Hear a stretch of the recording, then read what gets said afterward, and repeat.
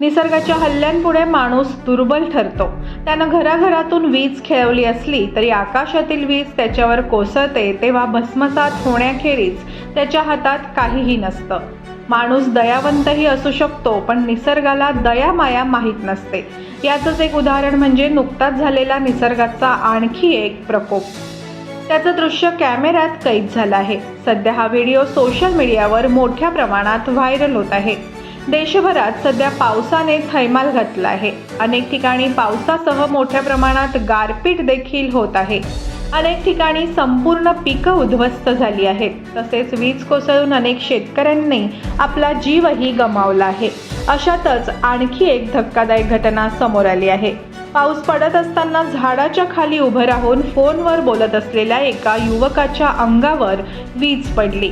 त्यामध्ये वीज पडल्यामुळे मोबाईलचा स्फोट झाला आणि तो क्षणात खाली कोसळला.